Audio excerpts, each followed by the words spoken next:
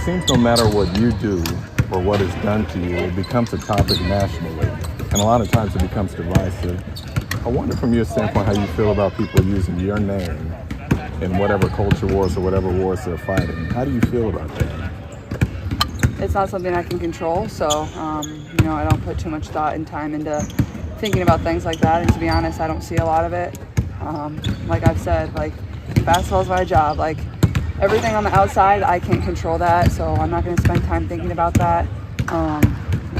People can talk about what they want to talk about, create conversations about whatever it is. But I think for myself, I'm just here to play basketball. I'm here to have fun. I'm trying to help our team win. Obviously, we've won 3 games, and we feel like we've been in a position to win a few more than that. And my focus is on helping us do that. But I don't pay much mind to all of that, to be honest. You will never not be able to convince me that the same fans and fandom of Caitlin Clark are also the same fans of Donald Trump. The voters, the fans are the same. Because neither of them care about facts, reality, or what they are seeing with their own 2 eyes. For them, the belief of something is stronger than the reality of what is actually happening. But I could be wrong. I'm not, though. But I'm here for a discussion. Prove me wrong. Boy, oh boy, oh boy, oh boy, oh boy. We got to talk about the WNBA, a.k.a. the Welfare National Basketball Association, because quite literally, this league is on welfare, okay? If they weren't on welfare, then the league would fold and there would be no women's basketball. And that is basically what has been revealed in this bombshell report about the WNBA being on track to lose roughly $50 million this year. $50 million, which is significantly more than the WNBA had been losing on a yearly basis in the past. Now, again, this is a little bit surprising because of the explosion in popularity of the WNBA due to Caitlin Clark, okay? But once we get into the details, it's not really all that surprising. But at the same time, reports like this kind of drive home the point that reasonable people have been trying to make about the WNBA, which is that without Caitlin Clark, they would have no fans. And I think that a lot of people are forgetting the fact that just, again, a few years ago, before Caitlin Clark was in the league, this is what it looked like at a WNBA championship parade.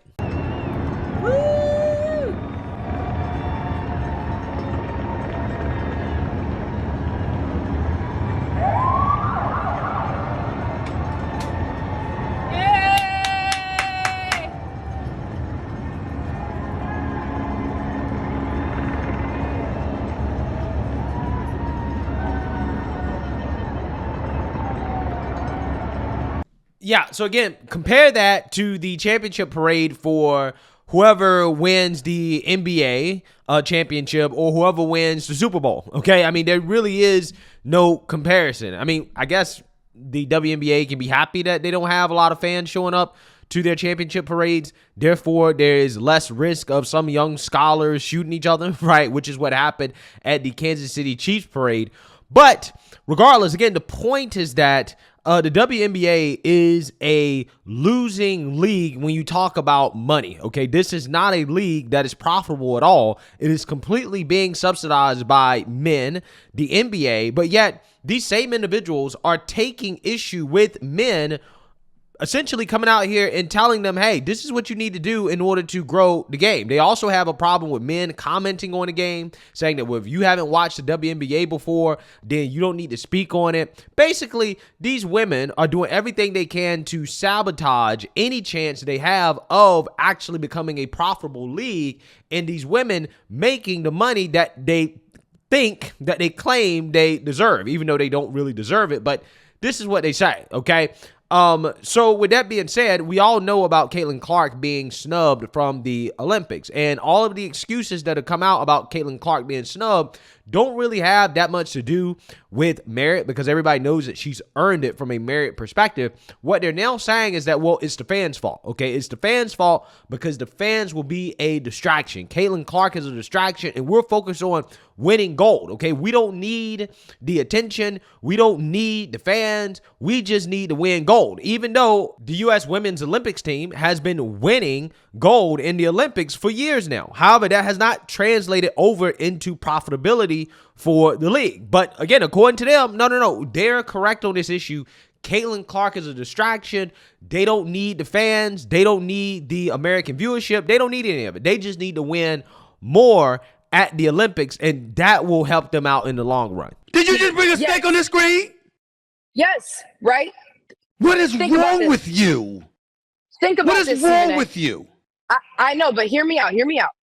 No matter what I say about this, you're not going to hear me. You're not going to listen to me. It's a distraction. He's going to be the focus. No matter what I say, he is going to be the focus. No matter how many good points I make, no matter what is going on, you have already made up your mind about this situation.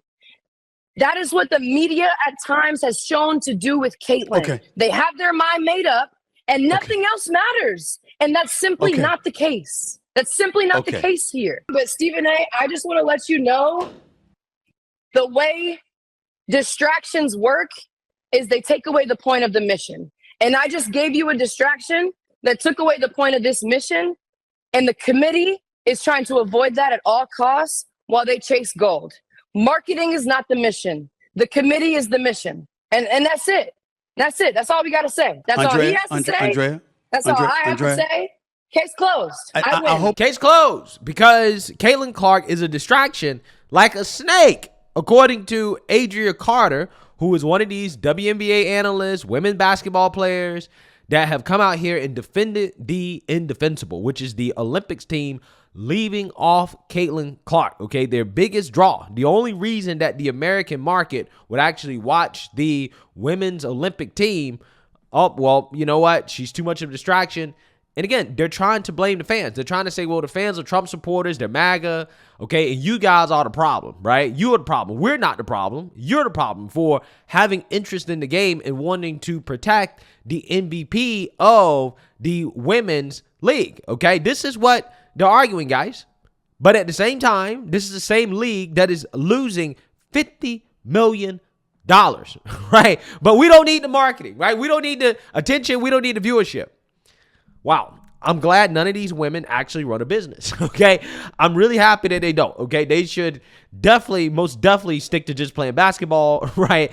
Just dribbling, okay? Because they clearly don't understand how this works. So, without further ado, let's actually read about why the WNBA is losing so much money, even though they're getting more attention and more viewership from Caitlin Clark. So let's get into it. Although the WNBA is experiencing a level of exposure not seen since its inception, the league is expected to lose $50 million this season. In a report from the Washington Post, a number of sources talked about the WNBA's next media rights deal and how the WNBA factors into it. According to them, some potential bidders have not assigned figures to the WNBA specifically, meaning the league's rising popularity may not be much of a factor in how much money it receives in the deal. So basically, it seems as if we're kind of putting the cart before the horse here to assume that the WNBA is going to make a lot of money because of the popularity. We just really don't know yet because we don't know how much advertisers really value the WNBA yet, okay? We don't really understand how marketable the league really is. I mean, up until this point, it's not very marketable, okay, which is why they're losing money. But that is still being assessed when it comes to the newfound popularity. Now, again, this is all the more reason why these WNBA players coming out here trying to cheap shot their MVP, trying to do everything they can to ruin the newfound popularity is so stupid, is because essentially they're going to destroy an opportunity before the opportunity really even presents itself, before we even know how valuable it is, right? They're just trying to say, you know what, screw it. We're going to destroy it, right? I guess they want to be subsidized by men their whole lives, which, I mean, let's be honest. I mean, this is what women of this demographic are probably used to, okay? Because if you look at the country as a whole and who's benefiting the most from welfare, I guarantee you the demographics are probably similar, right? So they're probably used to benefiting from, again, the hard work of men, right? And being subsidized, okay? So they probably have no issues with it. They don't care, okay? And they would rather play the victimhood card forever and to pretend like they're being done wrong because they aren't getting paid enough or they're not getting their fair share instead of actually really having a league that is successful where they are getting paid the millions that they believe they deserve, and they can't play the victimhood card anymore. Okay, that's how valuable the victimhood card is. Okay, they would much rather be able to say I'm a victim rather than to actually have success. It's really sad. While some sources within the league hope to one day have media deals separate from the NBA, others pointed to the benefits of partnering with the NBA, like sharing resources, cross-promoting, and using the NBA's massive fan base to help grow the WNBA's. Revenue is also an integral part of the conversation. As noted in the report, WNBA Commissioner Adam Silver revealed in 2018 that the WNBA lost an average of $10 million each year since it began. That figure, according to two sources, will rise to around $50 million this year. Again, so I want you guys to understand how privileged the WNBA is. Okay, what business can operate for years losing $10 million, showing no signs that it'll ever be profitable? Okay, because I mean, let's not, get it confused. There are startups that do lose a ton of money per year, but at the very least, their revenue is growing at a pace where it would make sense to believe that one day they're going to be profitable. Like, for example, Amazon. Amazon, when it first started, wasn't very profitable for years and years and years, but the revenue continued to grow and grow and grow, which is why people continue to invest in the company, to finance the company, because we knew that, okay, one day Amazon is actually going to be profitable and is going to actually have a good return on investment because of the massive growth. The WNBA has not been experiencing that type of massive growth up until this year, okay? And it just so happens that this year they're losing more money than they have been losing on average, okay? I mean, they're losing $50 million this year compared to an average of $10 million since the league began. It's not explicitly revealed why the WNBA will operate at a bigger loss this year, but the inclusion of charter flights may be a factor. WNBA Commissioner Kathy Engelbert said it would cost each of the 12 teams $25 million a year, though many around the league weren't sure who signed off on the expense. Well, I mean, that's a problem, right? I mean, when you have somebody sign off on a massive expense that would result in a $50 million loss, which is a 5x loss compared to the average, that's kind of a big deal, right? I mean, somebody should be held responsible for that. But the reason why it was done is because of a knee-jerk reaction to a video of Brittany Griner being harassed by Alex Stein in an airport. Okay, Alex Stein approached her and basically started asking her a bunch of questions. He wasn't really a threat or anything like that. He was not going to harm her or do anything to her. Okay, but that's not how the WNBA players interpret it. That's not how the media interpret it. Everybody interpreted it as hate, bigotry, a threat to the WNBA players, and they were boohoo whining and crying, right? Saying, we need charter flights. Okay, it's not safe for us to fly economy with the rest of all the normal people in America because we're not like them, right? We're WNBA players. We're celebrities. So the NBA decides that, hey, okay, well, we'll subsidize this, even though, again, they can't afford it, right? They can't afford this. They're putting the cart before the horse. They haven't even gotten the money yet, but yet they're running around here as if they've got the money. They haven't got the money yet, okay? And they're trying to ruin their best opportunity of getting the money. I mean, it's kind of crazy to think about, right? This would be a case study, a business case study on what not to do, right? How to not market your league. I'm so serious. Still, several media executives predict the WNBA's media rights revenue will triple in the new deal. Yeah, so again, this may not remain the case. However, we don't know yet how much money the WNBA will bring in from their new deal. Now, again, it's probably in the WNBA's best interest to market the hell out of Caitlin Clark before this new deal, because that will give them more leverage, okay? They can go to the advertisers, to the TV networks and say, hey, listen, our attendance is up 156% compared to last year, and arenas have been filled to a 94% capacity. Over 600,000 fans have attended WNBA games in 2024, and viewership for nationally televised games is up 185%. Now, here's the thing. Why is this happening? Well, we know why it's happening. It's because of Caitlin Clark, right? According to Sportscasting, WNBA attendance is up 105% higher when Caitlin Clark plays. Caitlin Clark accounted for 33.5% of the total WNBA attendance in 2024. Again, 33.5%.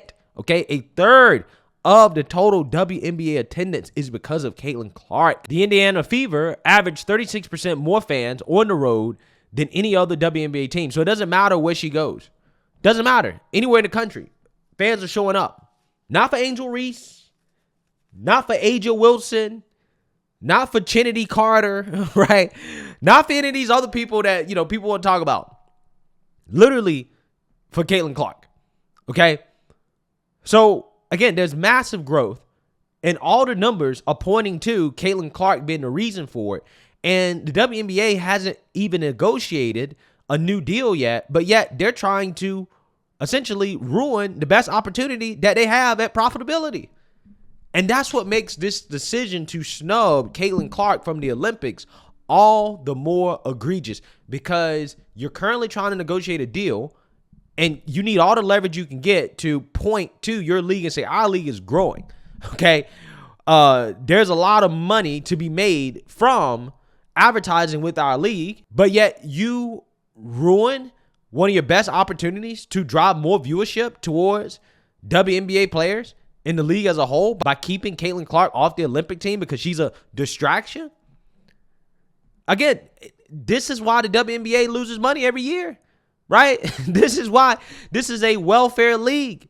I really think they would much rather be subsidized by men, by the NBA, rather than to sink or swim on their own, rather to be successful on their own. I really believe that because of their actions. Their actions indicate that, yeah, we much rather perpetually be victims than to actually be successful. We much rather be victims than to have a straight white woman come in and make this league popular.